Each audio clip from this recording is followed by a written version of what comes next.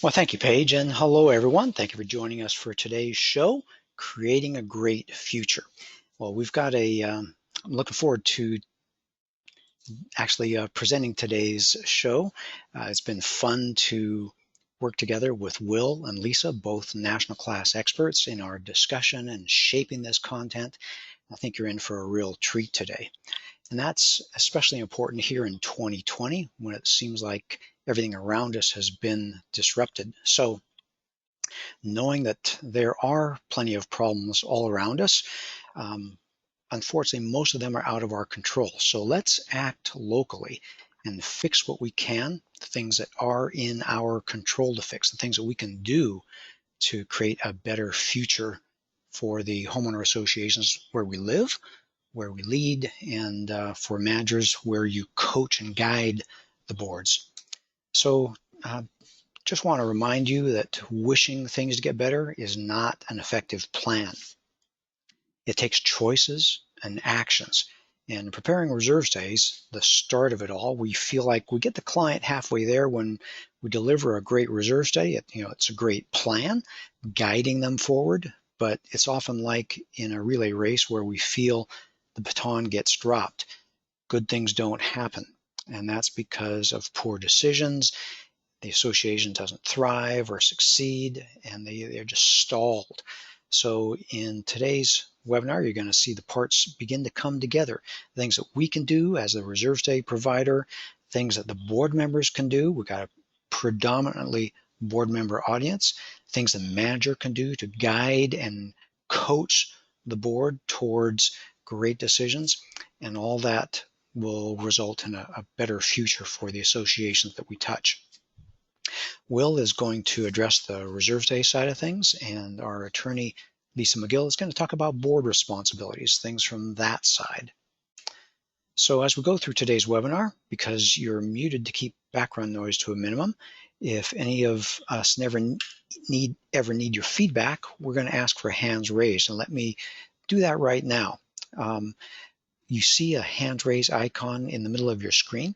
Look over on the right in your control panel for the little hands raised icon and click me a hands raised if you're ready for us to get going on today's presentation. Click me a hands raised. Oh, Will and Lisa, we've got a sharp group with us. Okay, fantastic. Thanks for the feedback. I'm going to click hands down. And Will, start us off. Sure, thanks, Robert, and hello, everyone. I have to chuckle for a moment just at the fact that 14% of you defined a great future as getting rid of your board and putting in a new one. So best of luck to you all out there. Well, that's pretty good. 60-some% were on the board, and right. The best thing you can think of is get rid of the knuckleheads that are on the board with you. Yeah, exactly. I don't know how much we can help with that here today, but maybe we can at least shed some light on some of the other things here. But I'll just reiterate again that our collective goal for today is to help you control what you can control, to steer your communities towards a healthy financial future. To us, that means a future without special assessments, with minimized expenses, minimized board liability, and most importantly, maximized property values. So like Robert said, this requires a conscious process and a smooth baton pass. Okay, that reminds us of this famous line from Ben Franklin, who said that by failing to prepare, you are preparing to fail. We all know the future is going to come one way or another, and whether we like it or not, and that's going to bring its share of surprises. We also know that counting on wishful thinking and moving forward just like you've done in the past is not a good plan. All right, so to get things going, we'll just take a look at this chart for a second. This here is an example of what reserve expenses could look like over the years. When you're looking at the big picture like this, the spending in each year may look random, but these are all really very regular, very predictable projects. Of course, because they're all major expenses, it would take years of preparation for a community to be ready when the time comes for each one. And that's what reserves are all about, taking the time to prepare for success. Okay, if a community doesn't accept this as a reality or decides to take the risk of not planning, we'll see all the time how that plays out. When you drift those expenses forward in time, that leads to deferred maintenance, possibly loans or special assessments, and certainly in the worst cases, declining property values, which are obviously all things that we're going to try to help you to avoid. So we just looked at the chart of expenses taking place each year. Those expenses came from this component list you're looking at now, which shows the very predictable costs and life cycles for each one.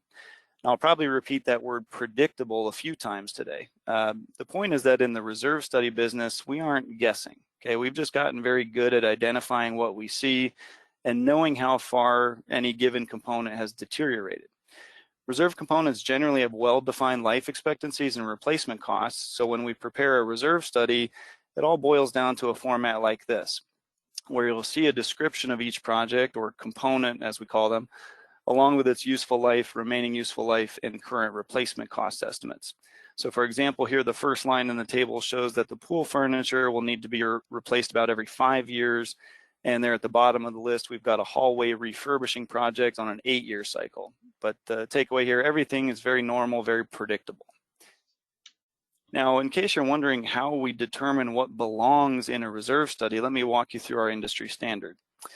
These are the rules that we follow in our business, and these all come from National Reserve Study Standards, which were initially published back in 1998.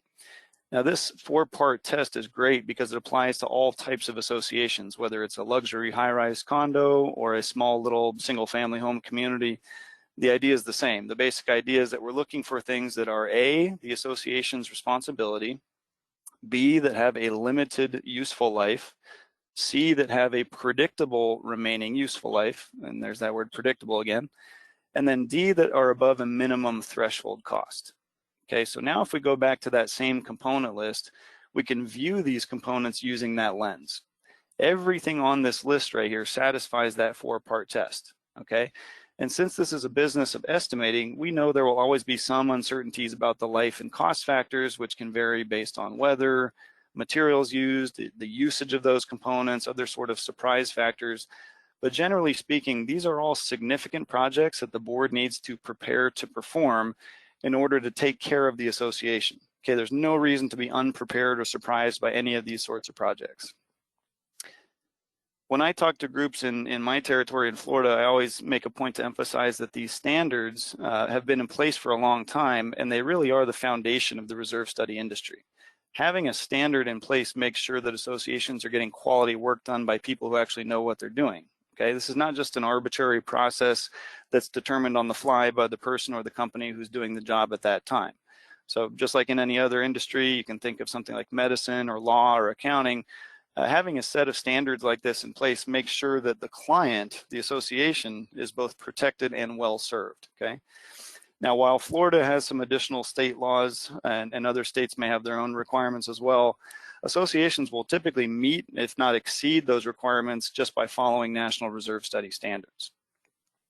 All right, and let's talk now about reserve contributions. And we always point out to our clients that they shouldn't be thinking of collecting these reserve contributions as saving up for some future project.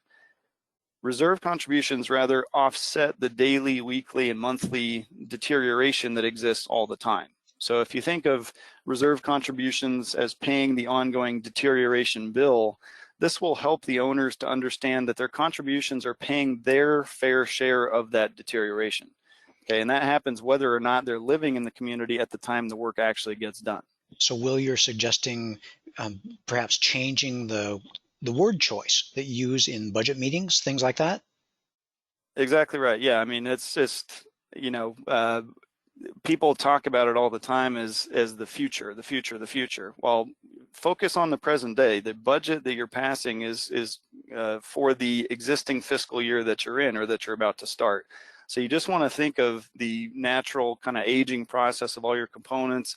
What's going to happen to those things over the course of the next year, and how much value are they going to lose? And then if you think of your reserve contribution as just kind of balancing the scale in terms of the financial assets, that's going to help keep you on the right track. So in 2020, you're just paying your 2020 set of deterioration. Exactly, and that applies whether it's a brand new property or a 50-year-old property. Everything has a timeline, and the idea is that the money you're collecting in the present is, being charged against the owners who live there now, who are getting the use and benefit out of those things today. Those predictable expenses, like you said. Exactly. So when you think of it this way, it's clear that the reserve contributions are not optional. Okay, just like any other bill, the deterioration should be paid for as it happens, not delaying it or pushing it off to some future date. When that happens, that's what we call a special assessment. And again, creating a great future means not relying on those special assessments to pay for your components. Okay, all the time we hear from boards that a strong reserve fund would be, quote, nice to have. But the cost of deterioration is real, and the boards who ignore that ongoing cost are just fooling themselves. Okay, reserve contributions are certainly not optional. They're not luxuries. Reserve contributions just pay the bill of that deterioration, meaning every owner pays their fair share along the way. And when that happens, nobody hopefully gets stuck with a special assessment at some point in the future. So I would just say that's one quick takeaway. Eliminating those special assessments, or at least reducing the risk of them, is a really important first step towards having a great future.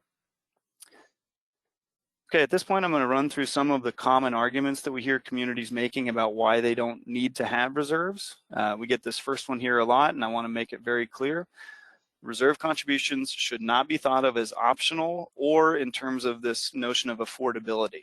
Okay, if a board tells us that the residents can't afford reserve funding, well, how are they going to be able to afford anything else, whether that's a special assessment or a loan, right? The project is going to happen one way or another, and it's always better to try and spread out that cost, making sure everybody pays their share along the way. Okay, well, let's take a couple little quick cartoons just to make these points. The first one we're looking at here, we've got this real estate agent who's trying to tout this as an advantage, right? Saying that the association hasn't been wasting funds on reserves. Obviously, you can see how that might play out. That should be very transparent to any potential buyer.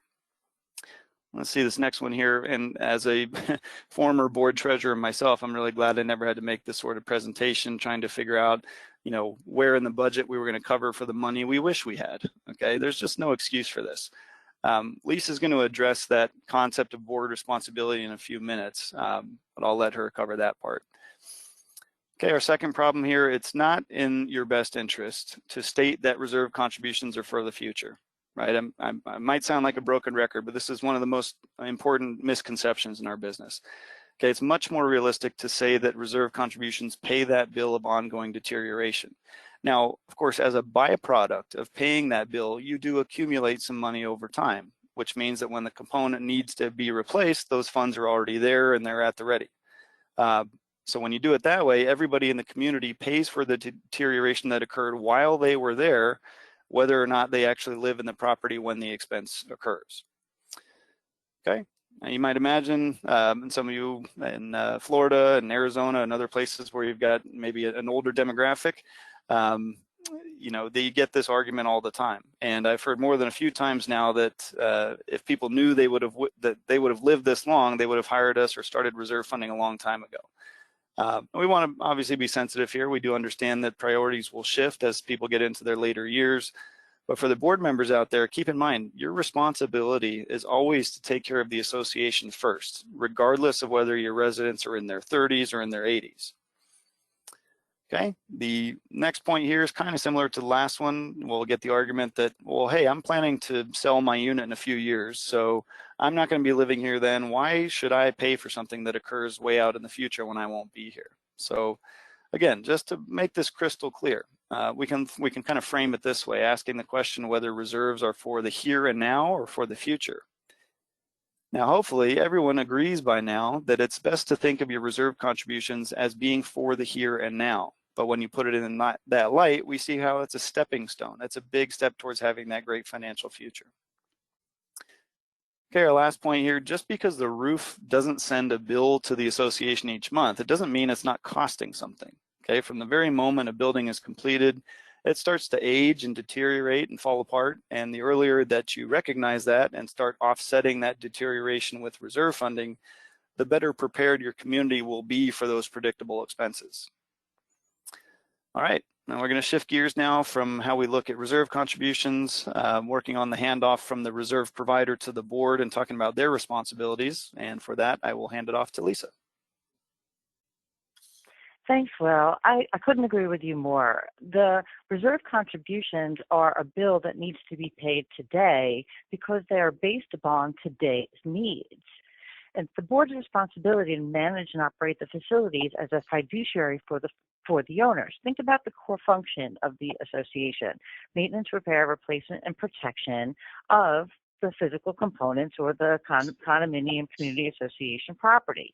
Not only for the structural integrity, but think about for the resident safety. Where do these board responsibilities come from? Well, they certainly come from the governing documents. Your governing documents will outline the duties and responsibilities of the board of directors and of the association. There's legislation, of course, in each of the jurisdictions governing the obligations on the part of the association vis-a-vis the individual unit owners, and of course the principles of fiduciary responsibility. Here's where we're going to spend a lot of our time today, because this fiduciary responsibility is important for you as community leaders to understand. Board decisions are subject to the standards for directors. Now, I realize most of you are volunteers. All of you could be volunteers, and none of us want our volunteer board leaders to face any negative consequences for board membership. So they are protected from liability if you adhere to the standards for directors. So board members are required to act in good faith, with the care of a reasonable person, and in the best interests of the association. Misconduct is not only utilizing your position for financial gain or other conflicts of interest. Abrogating or ignoring your duties and responsibilities is just as much of a misconduct. Under the standards for directions, we have the notion of the business judgment rule. And the business judgment rule has these three components of them. When you talk about the duty of care, that's the reasonable person standard. You have to devote time and attention that a reasonable person would under like circumstances. We talk about the duty of loyalty. Loyalty will have you make decisions that maybe are not favorable to you or favorable to your friends, but they're best for the community as a whole. And this duty of inquiry, that we talk about as reasonable diligence and reliance on experts. You're volunteers. You're not expected to be CPAs or lawyers or architects or engineers, but you are expected to create a team of professionals to assist you in fulfilling these fiduciary obligations.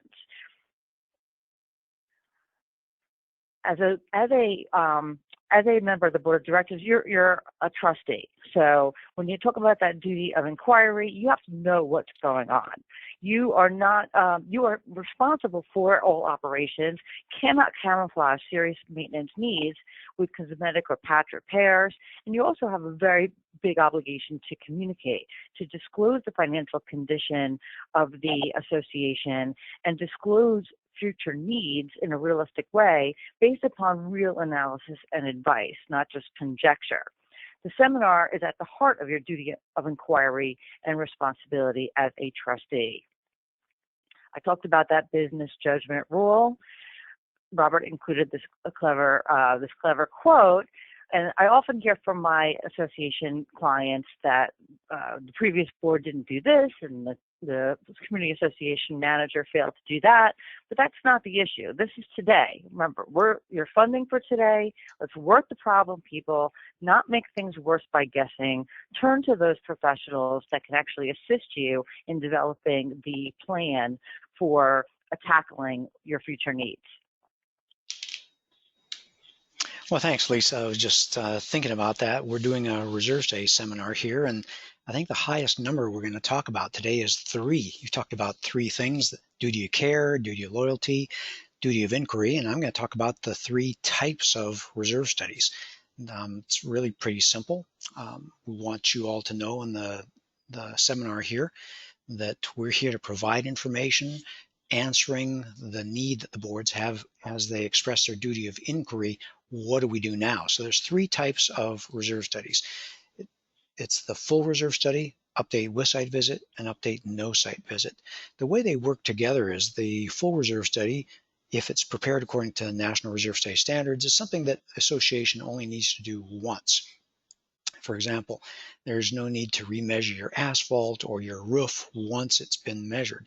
So a with site visit update is something an association does every few years after that full reserve study is done. And some states have particular with site visit frequency minimums, like every 3 years or every 5 years.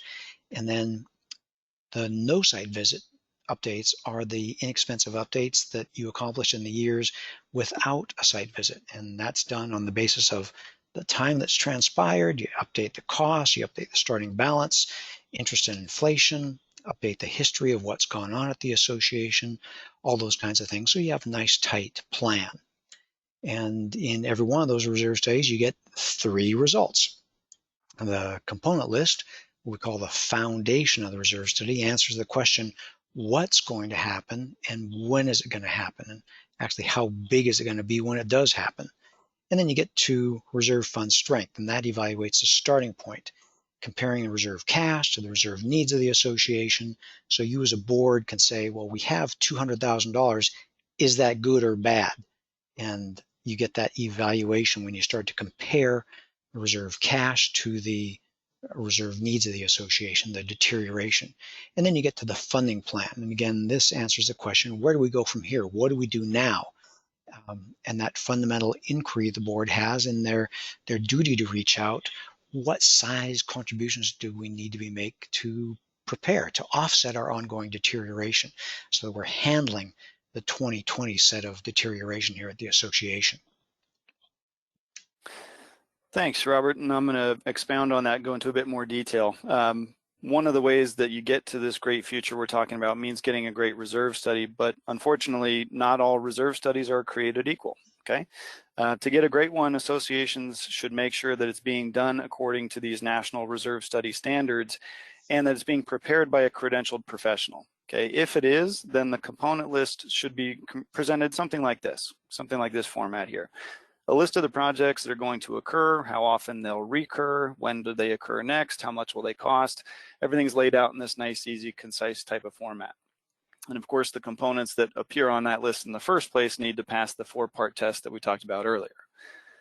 Once we've got those components, then we're able to deduce the projected expenses through the years so that you'll know going forward which years will have the bigger spikes and which ones might be relatively quiet and give you a chance to recover. All right, on this slide here, we've analyzed the data from thousands of our completed reserve studies, trying to find the risk of special assessments at various levels of percent funded. And the takeaway here is pretty obvious. Reserve fund strength really matters. It's no surprise that when reserve fund strength is weak, which on this percent funded scale means somewhere in the 0 to 30% funded range, we see that special assessments are very common. And it's not hard to figure out why.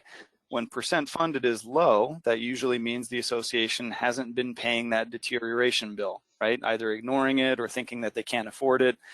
But of course, those expenses are still occurring, and the associations who have been underfunding in that fashion will ultimately need a big special assessment to make up for those years when they were not reserving enough, okay?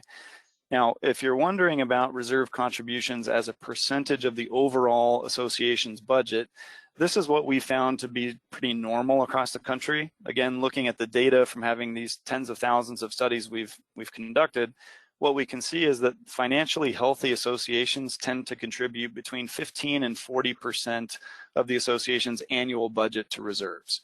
That's a big number. For most communities, that's maybe the single biggest line item in the budget, or certainly in the top 2 or 3. 15 to 40% definitely sounds like a lot of money, but most of the time when we break this down on a per unit per month basis for your typical condo owner, that's something like the cost of a premium cup of coffee each day, okay? Now, as Lisa talked about, even if it was expensive, which again, we usually find that it's not all that bad, it is the board's job to provide for the needs of the association, which involves making sure that they're properly funding those reserves. Okay, so a reserve study can really form the basis of your funding plan going forward. How do you get a great one? You conduct your due diligence. Check out the person or company that you are planning to engage for the reserve study make sure that they have the appropriate credentials, make sure that they have the appropriate experience, and are understand the needs and the standards of the reserve industry. Provide a history, talk to the reserve analyst, and figure out what work has been done in the past, what kind of issues have surfaced over the past several years. I always recommend that board members inspect the site with the reserve analyst. You need an understanding of the major components of the building, what impacts their remaining useful life, and what type of products or other types of materials may be available to you in connection with the substantial repair and replacement. The funding plan, yes, if you are starting from scratch, full reserves can actually be somewhat problematic for your members, but that doesn't mean that you have to start with full. You can start on a gradual basis and then move into a system where you're more consistently funding your maintenance needs, and those maintenance needs include the depreciation. And then review. I talked about disclosure earlier.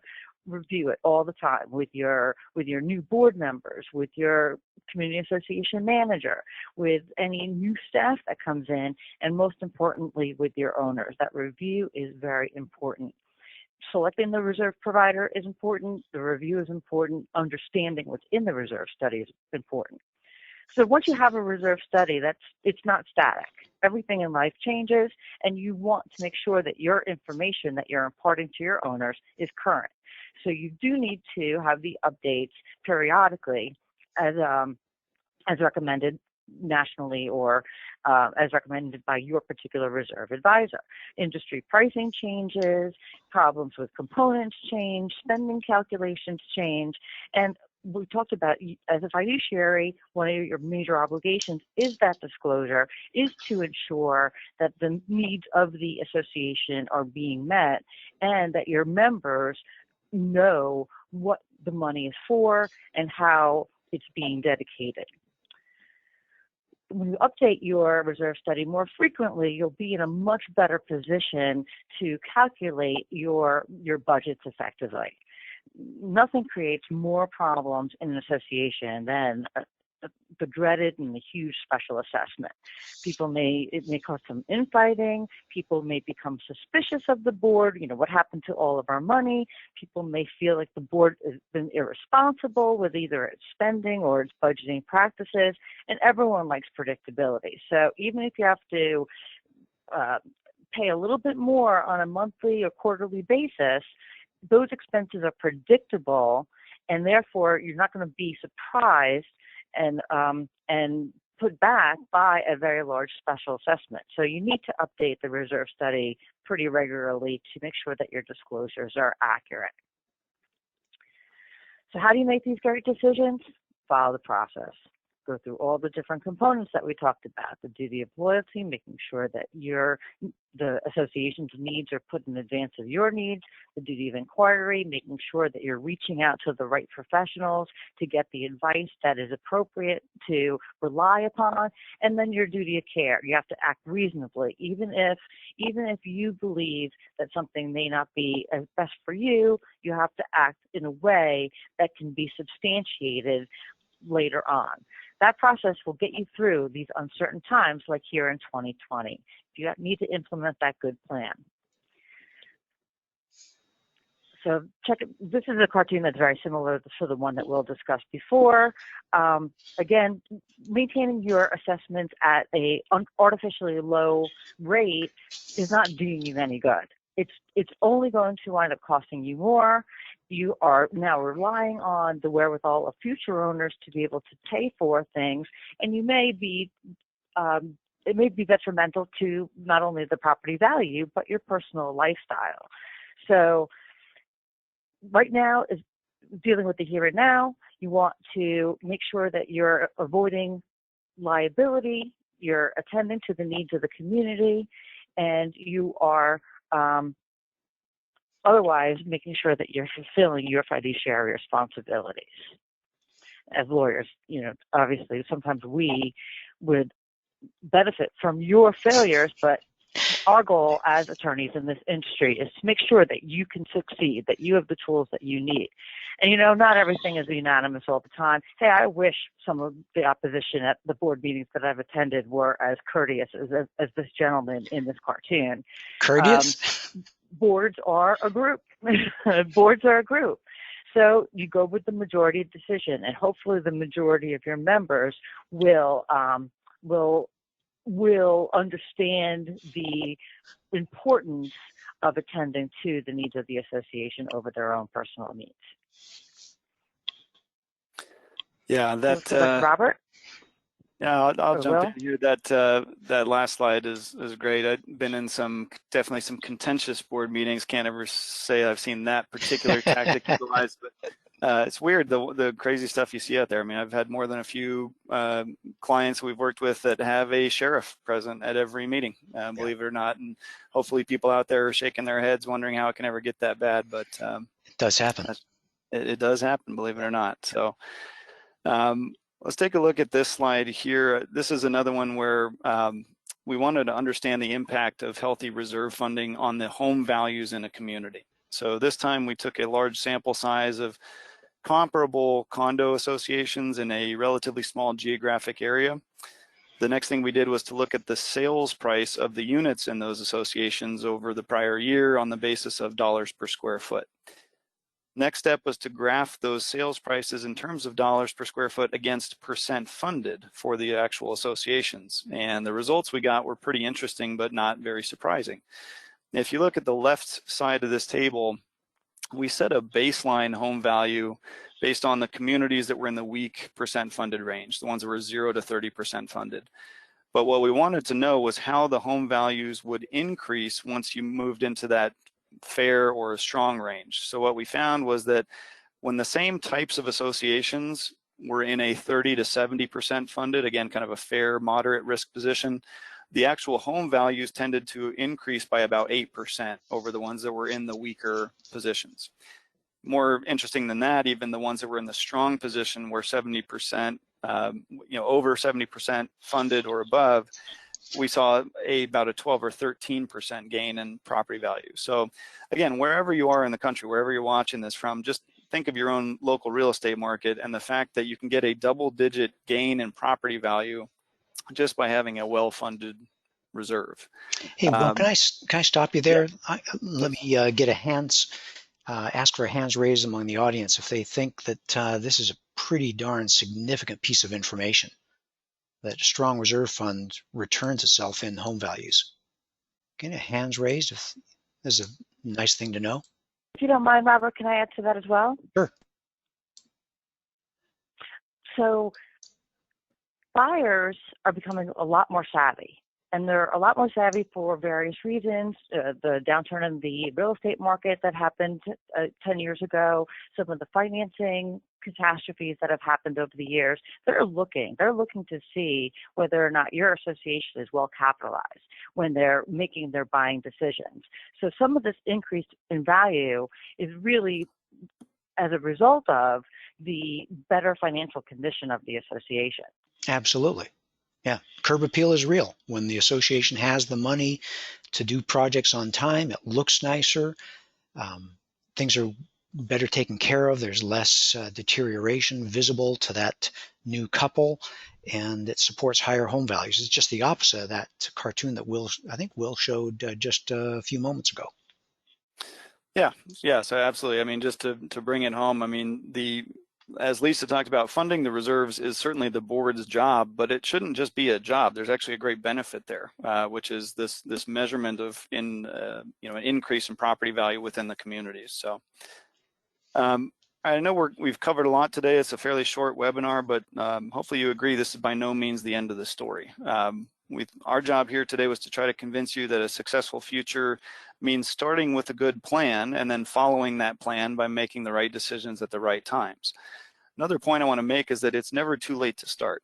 Okay, we've had properties that are 40, 50-year-old buildings that come to us with little to no money in reserves, but they've taken stock of where they're at and they've made a commitment to getting back on the right path. Okay, that could be a multi-year plan where they're just going to increase a few dollars each year. a few more the year after that, and just slowly, steadily try to turn their communities around. Okay, like we talked about a few slides ago, though, this is not meant to appeal to just some sense of fairness. Okay, I'm not trying to just pull on your heartstrings here.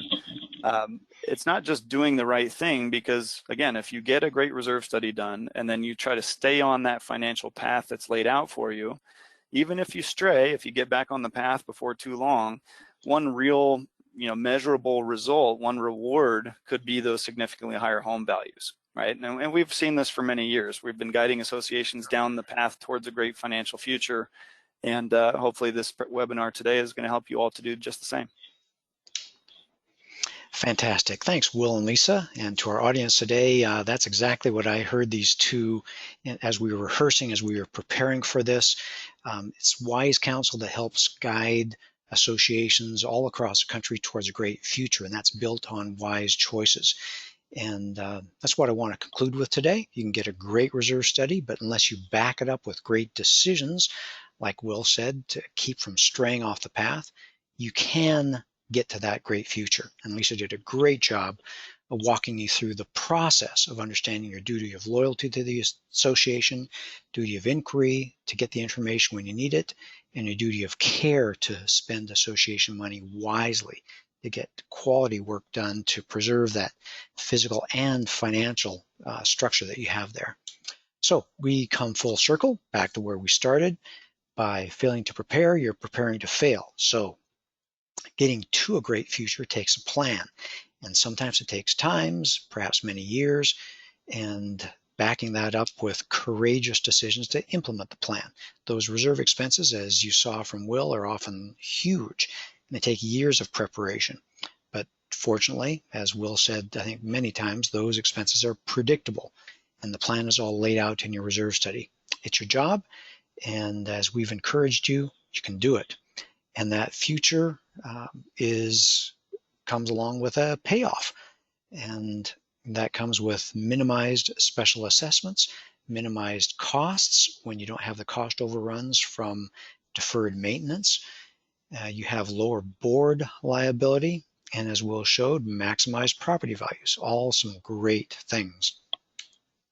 And with smart choices, you can do it. Your manager can help get you there, but I guess I'm speaking to the majority of board members here in the audience. You can do it. You can make those courageous decisions. Let your reserve study provider help lay out the plan. Your attorney is going to help counsel you and guide you there. The manager is going to help counsel you and coach you along the way. So lead your association towards a great future, and let your association, as we see here with the star, let it sparkle. So I want to thank Lisa for joining us today. She's from the law firm of K. Bender and Rembaum.